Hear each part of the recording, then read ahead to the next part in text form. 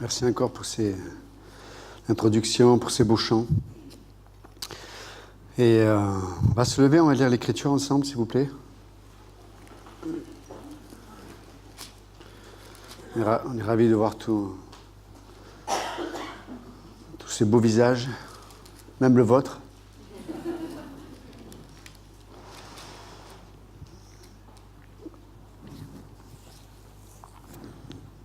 Donc Genèse chapitre 1, on va lire à partir du verset 26.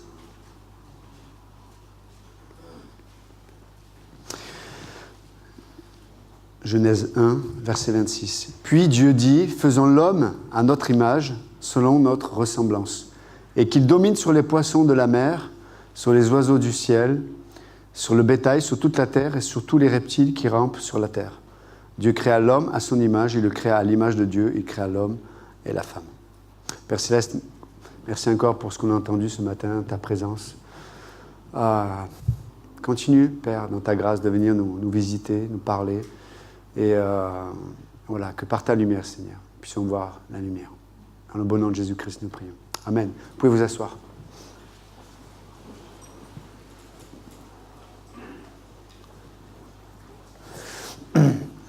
Donc là, on peut voir dans ce passage qu'on arrive à la finalité de la création, en tout cas concernant la pensée de Dieu. Et on arrive donc à la création de l'homme. Et là, on voit quand même quelque chose de particulier, puisque là, verset 26, Dieu dit, Elohim, en hébreu, avec cette connotation de pluriel, mais il dit, faisons l'homme à notre image. Et déjà, je voudrais m'arrêter sur cette phrase où Dieu, on voit, il se parle à lui-même. Et on sait que les pères de l'Église, comme Calvin, voyaient dans cette phrase, notamment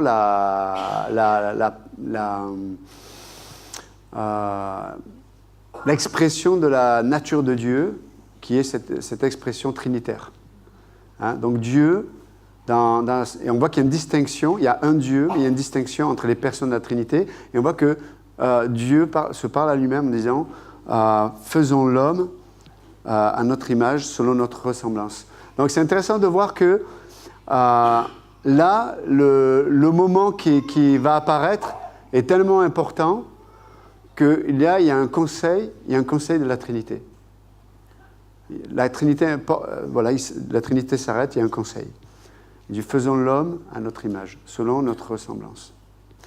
Et c'est intéressant de voir que, et on voit, il y a plein de passages dans l'Écriture, on voit que la Trinité est engagée dans la création, Jean chapitre 1, verset 3, Hébreux 1, 2, parlant du Fils notamment.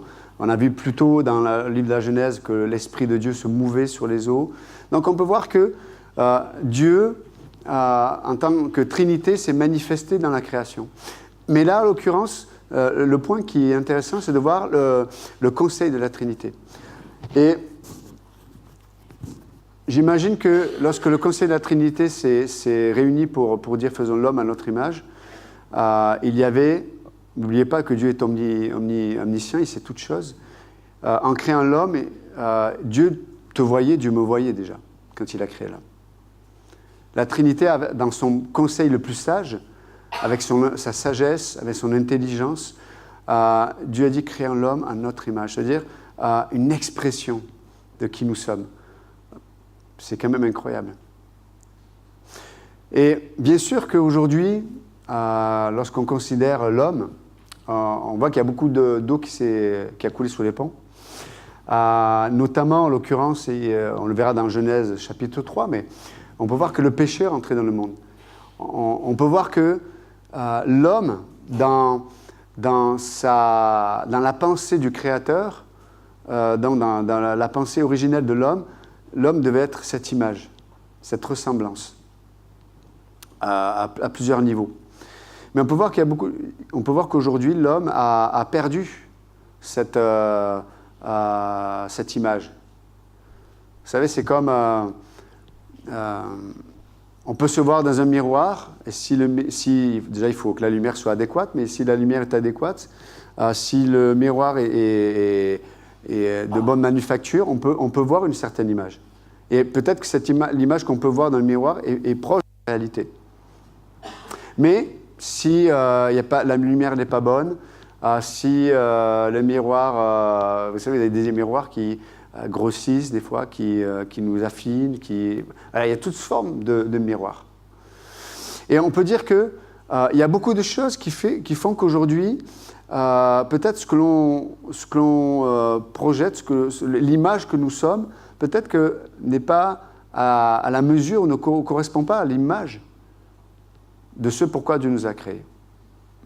Et avec cette distorsion d'image, parce que c'est dur de se voir soi-même, c'est pour ça qu'on a des miroirs, mais cette distorsion d'image peut faire qu'on peut amener cette distorsion dans plein de domaines de notre existence. Je peux amener une image tordue dans ma façon de penser sur moi-même. Et du coup, si je me vois dans cette distorsion, je vais avoir du mal, en tout cas, à avoir de bonnes relations avec les autres aussi. Je vais avoir du mal peut-être à laisser Dieu faire un travail dans mon âme. Parce que cette distorsion fait que je vais avoir beaucoup de mécanismes de défense dans mon âme. Parce que ce que je vois ne me plaît pas forcément. Parce que lorsque Dieu nous a créés à son image, ce que Dieu a créé, l'image que l'homme représentait, Dieu va le dire plus loin, il va dire « c'était très bon ». Ça plaisait à Dieu. Et même l'homme, par rapport à ce que Dieu projetait de ce qu'il était, ça plaisait à l'homme. Et du coup, l'homme avait une grande liberté de pouvoir vivre ce que Dieu lui avait demandé de vivre. Et notamment, de dominer, c'est-à-dire gérer la création, gérer les animaux, le jardin d'Éden, etc., etc. Il n'était pas là pour... c'était pas d'un point de vue capitaliste, de dire, tiens, je vais tout faire pour me faire de l'argent, ou pour... voilà. Non, ou pour dominer de la mauvaise façon. Non, la domination que Dieu a proposée à l'homme, c'était de gérer, de prendre soin, etc., etc. Mais l'homme donc avait cette capacité donc d'exprimer cette autorité parce qu'il était à la ressemblance de Dieu. Il n'y avait pas encore de distorsion. Le péché n'était pas encore entré. Il n'y avait pas encore le mensonge du diable qui fait que l'homme et l'image qu'il représente étaient complètement tordus.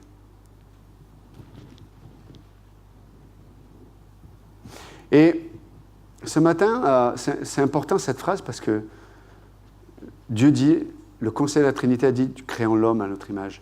C'est le désir de Dieu, c'est le plan de Dieu, c'est la volonté de Dieu. Dans le Conseil de Dieu, Dieu ce matin veut te dire, je veux que, encore à nouveau, tu puisses être en mon image. On sait que, à cause de la chute, le premier Adam n'a plus la capacité de représenter l'image de Dieu. Donc, ce matin, si on essaie par nos propres capacités, si on essaie par nos propres tempéraments, par notre bonne volonté, ce que vous voulez, si on essaie de représenter à nouveau l'image de Dieu, malheureusement, on va affirmer la distorsion. Parce que peut-être on va devenir religieux, peut-être on va devenir légaliste, peut-être on va se décourager, parce qu'il y a tellement de choses en nous qu'on ne peut pas changer. Il y a tellement de choses en nous qui ont montré à quel point cette image a été tordue. Des fois, on a des blessures dans l'existence, parce qu'on a vécu des chocs peut-être émotionnels, des chocs dans la vie. Des fois, il y a des accidents, des fois, il y a des choses qui nous dépassent, qu'on ne peut pas maîtriser, des situations qui durent et qui font mal, qui sont compliquées. Mais toutes ces situations, on peut, même si on est bien disposé, même si on veut faire qu'elle n'ait pas l'impact que l'on peut observer dans notre homme intérieur, malheureusement, on peut voir que avec toute la bonne volonté du monde, ces choses sont là. Et quand certaines situations viennent et sont comme une lumière sur ce qui est à l'intérieur de notre cœur, on peut voir que ces situations ont un impact qui fait que il y a des blessures, il y a des incompréhensions, il y a une révolte, il y a comme je disais tout à l'heure, de découragement, de la dépression. Parce que quand on prend le temps de regarder en nous-mêmes, en Adam, on voit que l'image est tordue. L'image est tordue. L'image est tordue. Mais il y a eu un autre conseil de la Trinité. Et dans cet autre conseil de la Trinité, Dieu a dit encore à nouveau, créons l'homme à notre image. Mais cette fois-ci, ça s'appelle le nouvel Adam. En Jésus-Christ, nous avons la possibilité à nouveau de refléter l'image de Dieu, d'être à la ressemblance de Dieu. C'est pour ça que les gens ne comprenaient pas Jésus. Parce que Jésus parlait non plus de religion, mais il était en train de parler de la nature du Père. Et quand il parlait du Père, il parlait de l'amour du Père. Et Jésus va le dire, même aux pharisiens, il dit, mais vous savez, l'accomplissement de la loi, c'est quoi? Tu aimeras ton prochain comme toi-même. Pourquoi? Parce que si tu rejoins le conseil de la Trinité qui voit en l'homme son image, tu peux aimer l'image de Dieu qui est ton prochain. Mais comme on vit souvent dans notre distorsion, on voit aussi les autres tordus. On voit aussi tout ce qui ne va pas chez les autres. Et du coup, ce que les autres peuvent dire, peuvent faire ou ne pas dire, va prendre des proportions extraordinaires quand même dans notre existence. On peut voir que l'image a été tordue aussi par, comme on le disait tout à l'heure, par le péché. Quand Dieu a créé l'homme à son image, il n'a pas créé l'homme pour qu'il soit malade, par exemple. Il n'a pas créé l'homme pour qu'il meure. Il n'a pas créé l'homme pour qu'il fasse le mal.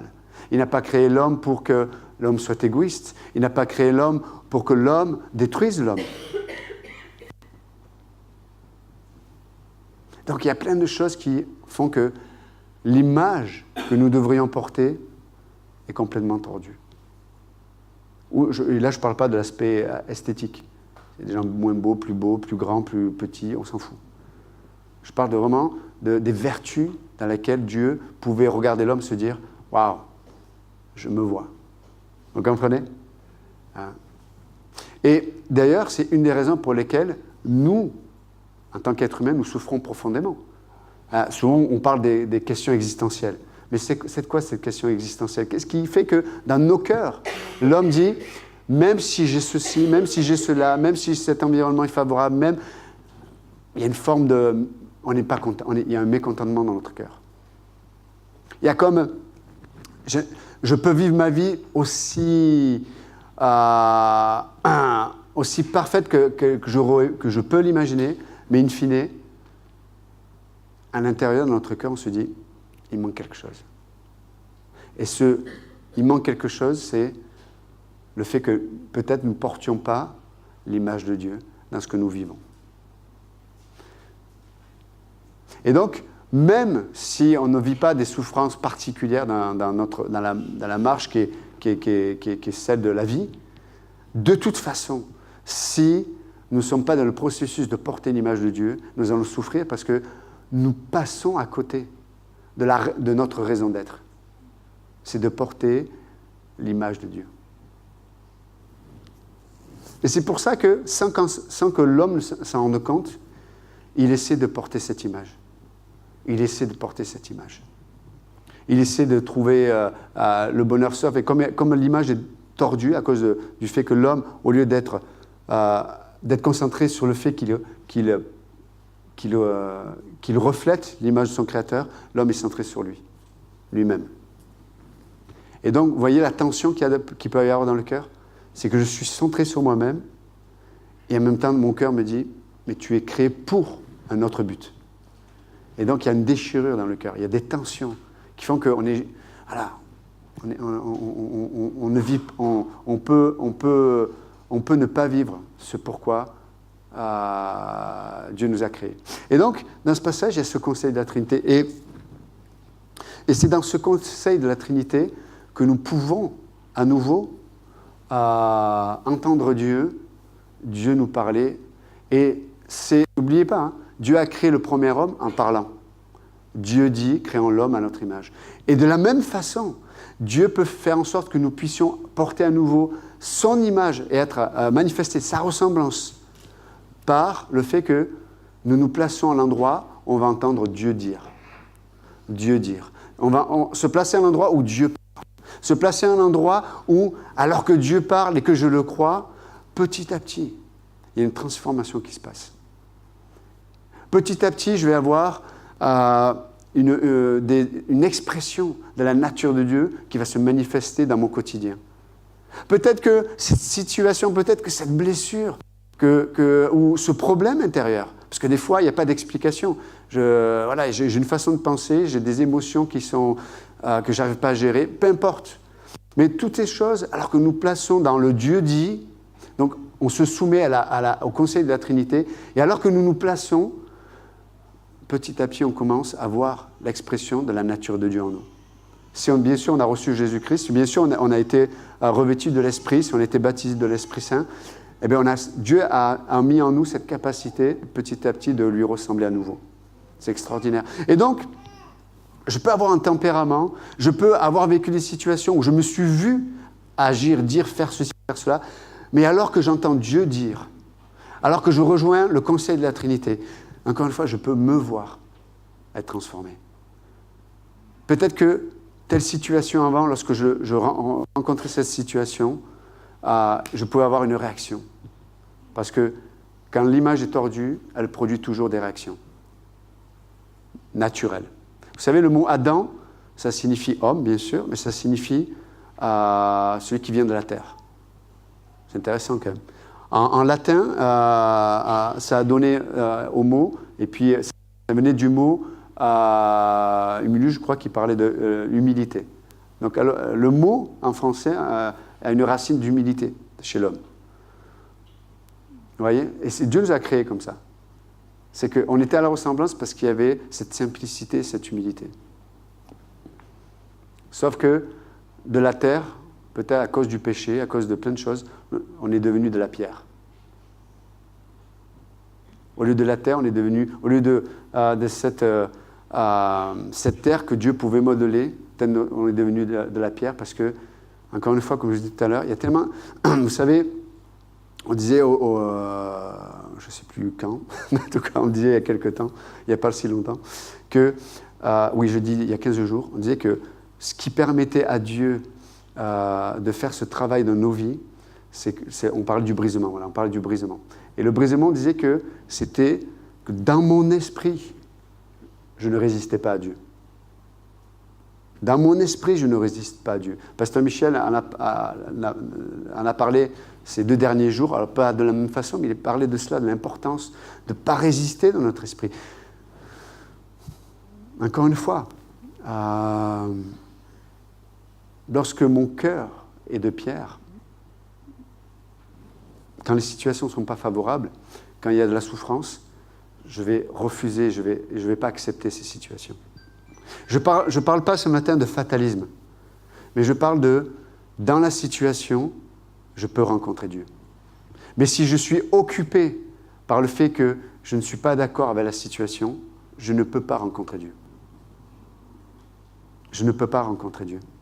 Et quand je ne rencontre pas Dieu, je ne peux pas entendre Dieu et le conseil de la Trinité parler. Et si je n'entends pas le conseil de la Trinité parler, comment je peux manifester la ressemblance de Dieu? On a pu voir des frères et sœurs qui ont vécu des choses des fois difficiles, mais manifester la ressemblance qu'ils avaient avec leur Père, le Père Céleste. Des gens qui ont perdu des proches, des gens qui ont vécu la maladie, des gens qui ont vécu des situations où ils ont été trahis, etc., etc. Des gens aussi qui eux-mêmes peut-être ont trahi. Peut-être eux-mêmes ont échoué. Mais toutes ces personnes-là, à un moment donné, sont placées sous le conseil de la Trinité. Et Dieu parle. Et alors que Dieu parle, Dieu nous fait que nous puissions devenir à la ressemblance. Et du coup, on est en accord. Il y a le conseil de la Trinité, ils ont pris une décision. Et moi, je me place sous ce conseil et je dois prendre une décision. Est-ce que ma décision va refléter le conseil de la Trinité? Il y en a un qui a refusé le conseil de la Trinité. C'est Lucifer. Il a entendu le conseil de la Trinité parler de la rédemption de l'homme. Il n'a pas été d'accord. Et ça a créé quoi? La rébellion. Je me place 5 fois, il dit je dans je crois dans Isaïe ou dans Ézéchiel, mais il dit 5 fois, il dit « Je me placerai au-dessus du conseil de Dieu. Je marcherai au-dessus de la montagne de Dieu. » 5 fois, il dit « Je ». Pourquoi ? Quand il a entendu le conseil de la Trinité, il a pris une décision. Et sa décision ne correspondait pas à la décision que le conseil a prise. Ce qui fait que nous gardons souvent cette image distordue. C'est qu'on ne se met pas au diapason de la décision que le conseil de la Trinité a prise sur toi. Vous imaginez ? Le Père, le Fils et l'Esprit ont tenu conseil pour toi, ont tenu conseil pour moi. Il dit, Johan, tu peux mettre ton prénom ce matin. Le Créateur de l'univers a tenu conseil pour toi. Et ton nom a été prononcé. Ton nom a été prononcé. Et une décision est sortie du conseil. Et Dieu dit, la décision pour Johan, c'est qu'il soit sauvé. Et qu'à nouveau, il puisse porter mon image. Et moi, je rejoins la décision. Et du coup, des situations arrivent et naturellement, j'ai envie de réagir en dehors du conseil de la Trinité. J'ai envie de dire, non, moi je me suis porté mon propre conseil. Voilà, mes émotions disent ça, mon expérience dit ça, mon passé dit ça, ce que les gens disent de moi, en résulte ceci. Mais les épreuves que j'ai vécues et ce qui en ressort, voilà ce que ça dit. Et bien, voilà, tout ça, ça fait un conseil. Et tout ça fait que, voilà, je suis comme ceci ou je suis comme cela. Ou, voilà, il y a des décisions à prendre, selon l'expérience que j'ai, selon la logique, selon tellement de choses. Mais la question, c'est, OK, tu portes conseil avec toi-même peut-être, ou avec des gens qui sont tes amis. Mais est-ce que la décision qui sort de ce conseil-là reflète la décision qui a été prise dans le conseil de la Trinité? Et le but du conseil de la Trinité, n'oubliez pas, c'est que nous portions l'image de Dieu. Donc si tu prends des décisions, si tu agis d'une certaine façon, est-ce que ça va dans le sens où tu rejoins le conseil de la Trinité, où tu vas pouvoir entendre Dieu te parler et Dieu te transformer pour que tu deviennes un peu plus à l'image de celui qui t'a créé. Et alors que nous le faisons, il y a bien sûr que ça va enlever des options dans notre vie. Il y a des options qui vont être enlevées. Certains peut-être sont carriéristes, certains ont des idéaux, des idées sur ce que devrait être le bonheur, ou comment Dieu devrait intervenir, ou comment, ce que Dieu... On en parlait il n'y a pas longtemps, on disait que Job aussi, il a dit, mais ma bouche va se remplir, et je vais exprimer le conseil que je vais donner au Très-Haut. Et puis au bout d'un moment, Dieu donne 81 points sur comment il a créé l'univers. Et au bout du 81e point, Job dit, ma bouche s'est fermée. Ma bouche s'est fermée. Il n'avait plus de conseils à donner à Dieu. Et ce matin, voilà, est-ce que notre bouche se remplit pour essayer de conseiller Dieu, conseiller le conseil de la Trinité, avoir des idées, attends, en fait, vous avez oublié un truc. Non. Si tu vis comme ça, tu vas souffrir. Mais la mauvaise souffrance. Ce que je veux dire par là, c'est que des fois, quand on suit Dieu, quand on suit ce que Dieu nous demande, il y a de la souffrance. Mais c'est de la souffrance où on n'est pas seul. C'est de la souffrance qui amène à l'expérimentation ici-bas de la gloire de Dieu. Donc ça, c'est une forme de souffrance. Mais il y a des souffrances qui font qu'on va vivre la solitude.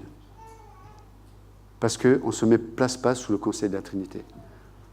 Donc, ce matin, Dieu veut nous dire, tout ce que tu vis a un objectif. En tout cas, peut-être que j'ai pas... Vous savez, il y a la volonté parfaite de Dieu, mais il y a la volonté permissive de Dieu. Peut-être que tu as pris des décisions qui t'ont conduit dans la volonté permissive de Dieu. Et là, tu te dis, purée, c'est le bazar. Au bout d'un temps, tu dis, purée, j'ai foutu le bazar.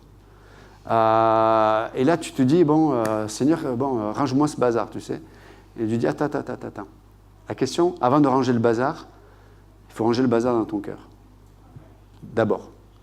Parce que je peux ranger le bazar, hein, mais demain, ou là où je te placerai, tu vas mettre le bazar pareil. Donc, le bazar extérieur qui se passe dans ta vie est juste l'expression du bazar intérieur. Donc, on va faire une chose. On va tenir conseil d'abord. Le Père, le Fils et l'Esprit. On a une décision. Et on a pris une décision. Et la décision, c'est qu'au milieu de ce bazar, je veux qu'on revienne à l'essentiel. Est-ce que tu es d'accord avec moi sur le fait que je veux que tu sois à ma ressemblance? Ah, mais attends, Seigneur, problème de finances, je suis malade, mon mari, je ne supporte plus, ma femme, j'ai même fait une photo avec des cibles et tous les matins, je m'entraîne, etc. J'ai donné tout mon argent, toutes mes années pour éduquer mes enfants et aujourd'hui, ils ne veulent plus me parler, etc. Je dis, ok, oui, c'est vrai, c'est le bazar. Ok, on est d'accord, c'est le bazar. Mais est-ce que tu entends ce que le Conseil de la Trinité a pris comme décision? Faisons l'homme à notre image. C'est ce que je suis en train de... Vous comprenez ce matin? Le message, c'est simple. Hein. C'est que dans tout ce que tu vis, est-ce que tu es d'accord avec le fait que Dieu veut que tu sois à sa ressemblance?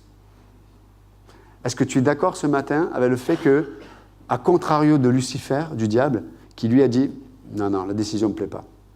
Non, la décision ne me plaît pas. » Et des fois, malheureusement, on peut trouver de l'iniquité dans notre cœur. C'est que la Trinité a porté conseil, a pris une décision, et moi je dis « Non, ça ne me plaît pas. Ça ne me plaît pas. » Et comment on l'exprime, ça ne me plaît pas? Oui, je sais ce que la Bible dit, je suis d'accord, mais moi, dans ma situation, c'est pas pareil. Ça, Dieu n'avait pas prévu ça. Non, la situation, elle est... Non, c'est vrai, dans tous les autres cas, surtout pour les autres, c'est vrai. Ah, vraiment, mais moi, dans mon cas à moi, il y a une exception. Lucifer a dit la même chose. Je. Et Dieu dit non. Donc, Dieu veut qu'on soit à sa ressemblance. Vous savez, il y a des relations qu'on garde et qui font qu'on s'éloigne de la décision du Conseil de la Trinité. Il y a des relations qui ne sont pas bonnes. Il y a des fréquentations qui ne sont pas bonnes. Et peut-être que des fois, Dieu nous demande de cesser d'avoir certaines relations. Il y a peut-être des habitudes aussi que je peux avoir qui fait que il y a une sorte d'interférence sur ce que Dieu peut dire et qui pourrait m'amener à être transformé à l'image de Dieu. Il y a des habitudes qu'on peut avoir. Une façon de penser peuvent devenir une interférence. Les gens qui sont constamment négatifs, ce sont des interférences. Vous ne pouvez pas entendre le résultat du Conseil de la Trinité. Vous ne pouvez pas l'entendre. Et c'est ce qui fait que vous souffrez d'ailleurs. Vous êtes tellement négatif. Vous êtes tellement un disque rayé. Oui, mais j'ai tellement souffert. Personne ne me comprend. Personne... Eh oui, mais... Je serais d'accord avec toi s'il n'y avait pas eu la croix. La croix montre que quelqu'un t'a entendu. La croix montre que quelqu'un sait ce que tu souffres. Et elle a souffert plus que toi pour toi. Et donc, il y a tellement d'interférences, tellement de bruit dans nos têtes, qu'on ne peut pas être à la ressemblance de Dieu. Vous savez, être à la ressemblance de Dieu, c'est être libre. Encore une fois, je ne dis pas qu'on ne va pas souffrir, mais on va être libre d'expérimenter les vertus de Dieu, d'être dans la joie, d'être dans la paix, d'être dans la maîtrise de soi, dans la bonté, etc., au milieu de nos situations. Pourquoi? Parce que je me place sous le conseil de la Trinité et mon cœur dit, je suis d'accord avec la décision. Oui, vous savez comment on est, hein? On ne m'a pas consulté. Oui, et heureusement qu'on ne va pas te consulter. Non, on ne va pas te consulter, parce que si on te consulte, on est mal barré. Non, Dieu veut qu'on soit à sa ressemblance.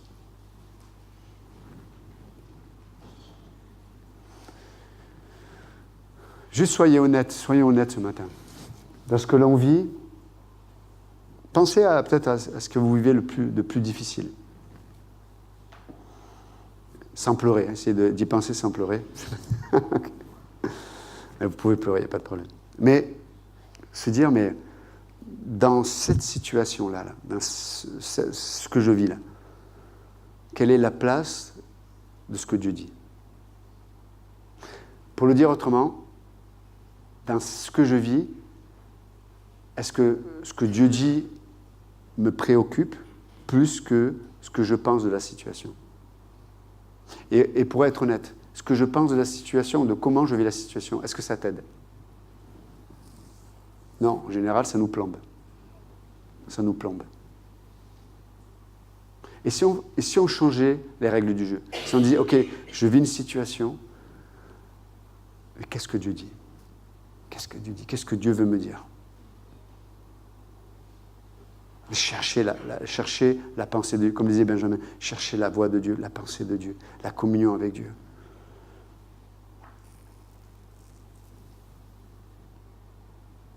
Le conseil de la Trinité a pris une décision ce matin, afin que tu sois à la ressemblance du Père. Et si au lieu de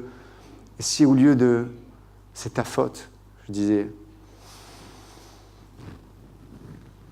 je te pardonne. Et si au lieu de dire intérieurement, j'en peux plus, de dire celui qui se confie en l'Éternel renouvelle ses forces. Les jeunes gens se fatiguent, s'épuisent, mais celui qui se confie en l'Éternel renouvelle ses forces. Et si à nouveau on laissait la place de Dieu,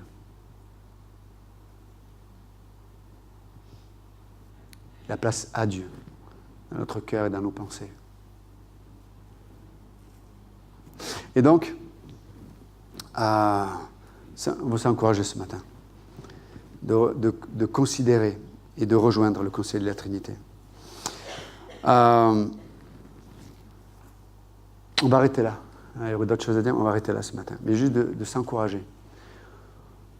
Est-ce que l'iniquité va régner dans mon cœur?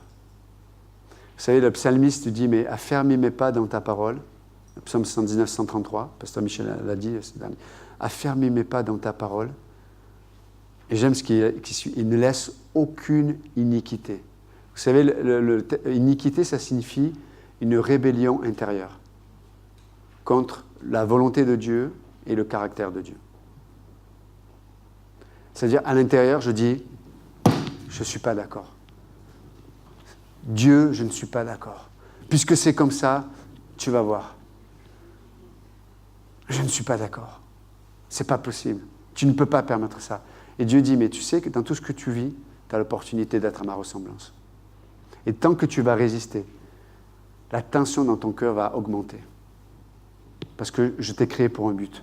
Et peut-être que le but pour lequel je t'ai créé n'est pas... Vous savez, on vit dans un monde qui... je finis avec ça. On vit dans un monde d'images. Et le monde dans lequel nous vivons implante dans notre esprit une image du bonheur, une image de ce que je devrais être, une image de ce que je devrais vivre, une image de ce que je ne devrais pas vivre. Et on reste avec cette image. Dans l'Apocalypse, dans les derniers temps, à la grande tribulation, le diable va utiliser l'image de la bête pour séduire toutes les nations, pour les nations.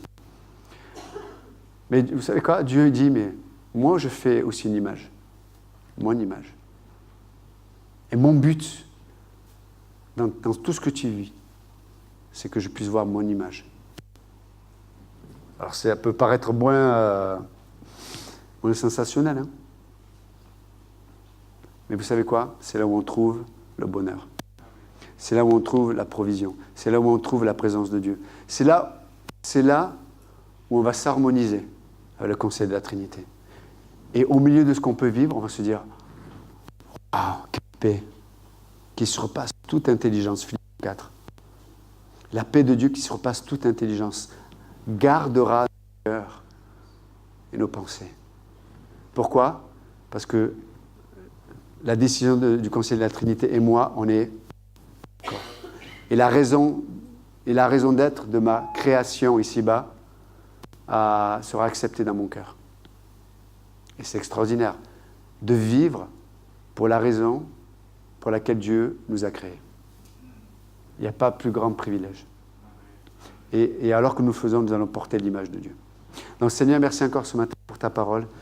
Merci de le travail que tu fais dans notre existence. Parce que bien sûr que ça nous dépasse et de loin. C'est vrai que ça nous dépasse. D'être le Dieu créateur, le Dieu de l'univers. Mais tu es bien au-delà, Seigneur, parce que tu transcendes même ta création. Mais au milieu de tout ça, Seigneur, tu nous as dit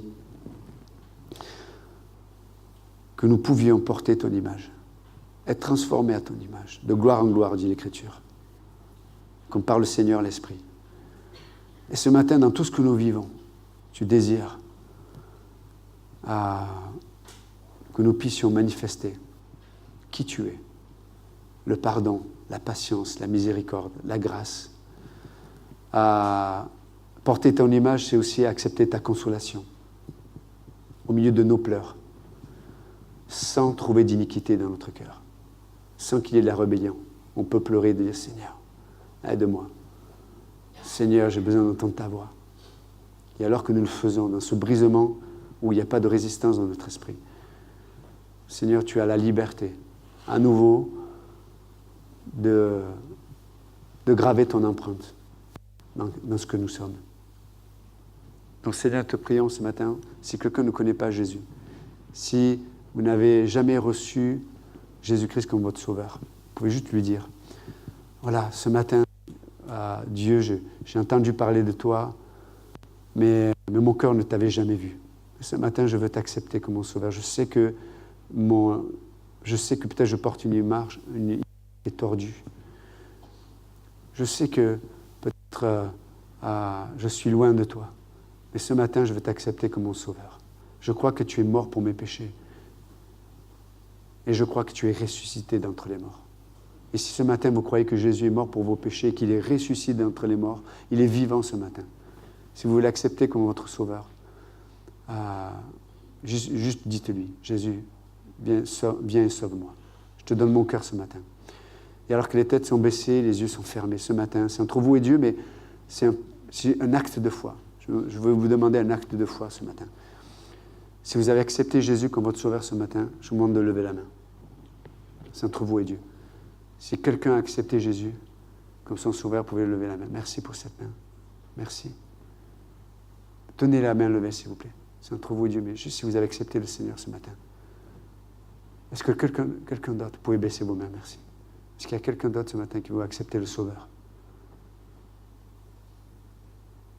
Merci Jésus, merci parce que tu nous sauves, merci pour ta présence. Et si ce matin je suis un enfant de Dieu, je suis chrétien, et je sais dans mon cœur que peut-être je n'ai pas été d'accord jusqu'à présent avec le conseil de la Trinité. Je sais que quelque part je n'étais pas intéressé parce que par la décision du conseil de la Trinité de faire de moi l'image de ce Dieu créateur. Ce matin, on peut juste dire à Dieu, Seigneur, je confesse ce matin. Mon cœur n'a pas été droit, mes confessions n'ont pas été droites. Je confesse peut-être qu'il y a eu vraiment une colère en moi contre toi. Une rébellion dans mon cœur. Et ce matin, je crois que ton sang purifie même l'iniquité dans ma vie. Comme tu dis dans 1 Jean 9, si on confesse nos péchés, il est fidèle et juste de nous pardonner et de nous purifier de toute iniquité. Et ce matin, si peut-être nos cœurs ont été dans l'iniquité, dans une rébellion contre toi, parce que les situations nous font souffrir, parce qu'on ne comprend pas, et ce matin, on peut juste dire, Seigneur, je fléchis les genoux devant toi. Et je veux arrêter de laisser la colère ou la dépression ou le découragement affermir mes pas dans les ténèbres. Mais je veux que ta parole affermisse mes pas pour toi. Non, merci Seigneur. Je te remets mon cœur, ma vie et tout ce qui est devant moi afin que ta parole et ton conseil m'amènent à te ressembler dans ce que je vis. Dans le bon nom de Jésus, nous prions. Amen. Amen. Que Dieu vous bénisse. Merci.